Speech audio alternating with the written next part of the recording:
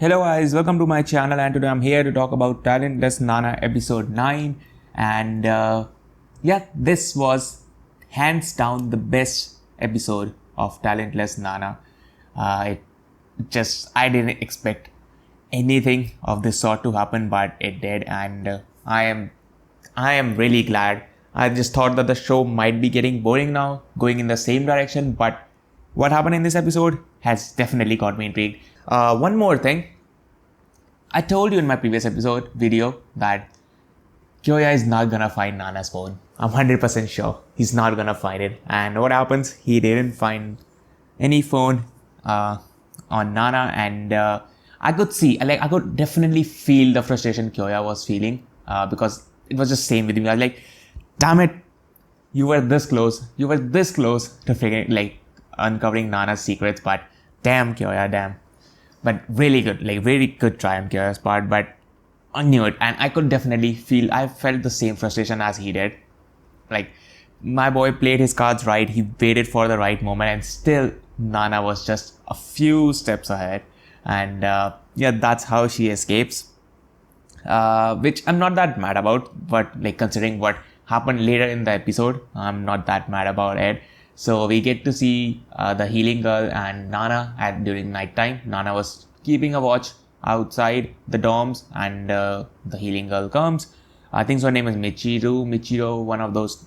I don't know the exact name, but yeah, she comes there, and she just puts the box cutter on Nana's neck, and she's like, your power isn't mind reading, right? Otherwise you would have figured, you would have known this, you would have seen this coming already, but it isn't. And at that point, I'm not gonna lie, I was watching that, I just screamed. I knew it that she's just acting.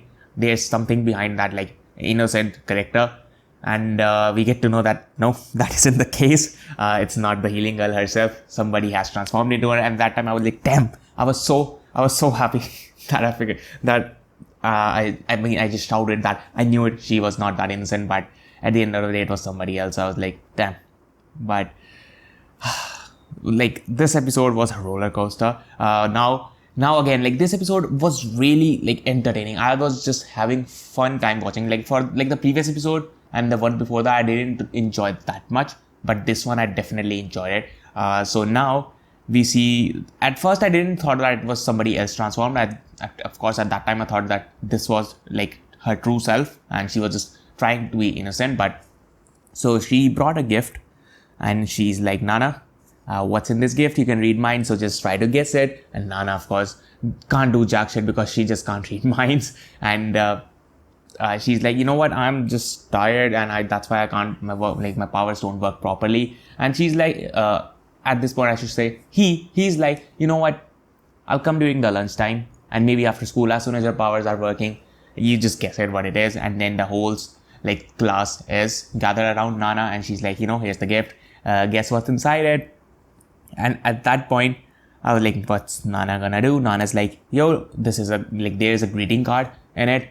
And it was not a greeting card. I was like, okay, now what's Nana gonna say? And then we get to know Nana had already placed some kind of a paper. You pranks you do kick me or something. You put a paper on somebody's back. That's exactly what she did. But on that note, it was written, I love Nana.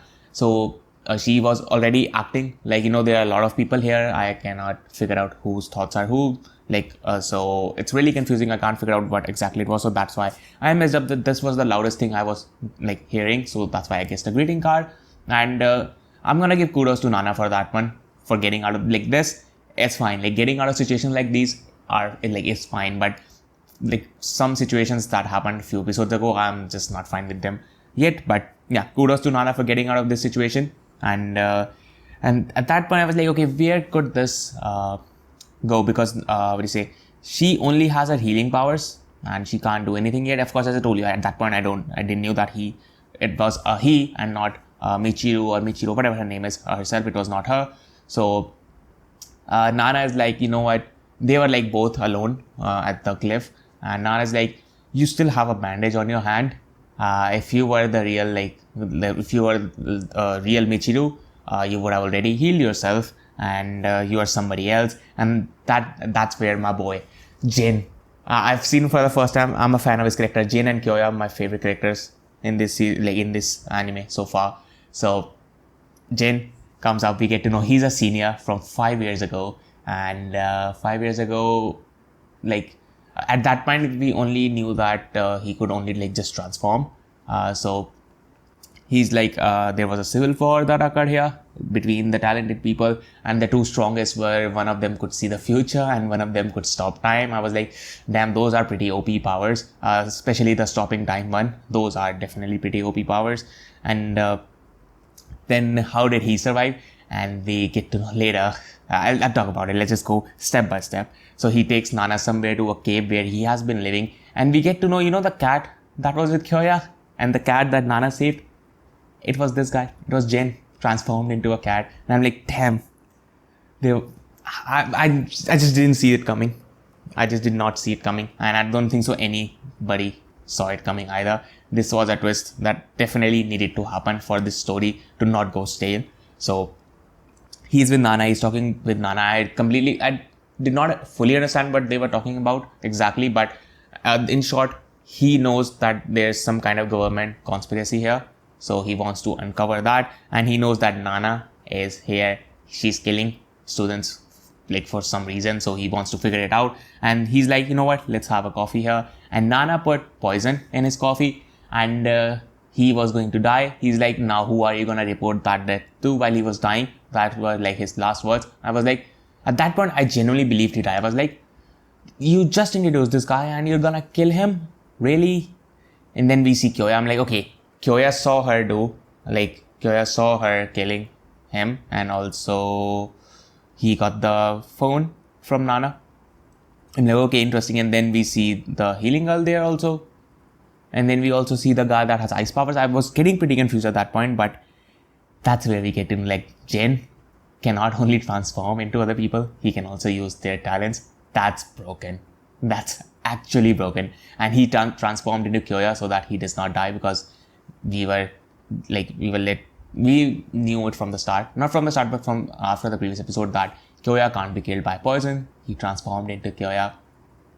He survived, and Nana is not looking good for Nana. So I think so she will have to do whatever he says, and it's gonna be really, like, story is gonna be really interesting now. I don't know in which direction they're gonna go, but whatever it is, it's definitely gonna be fun. After this episode, I just don't expect any low episodes there. I expect every episode to be just like, there's gonna be a lot of twists and turns. That's how I feel like.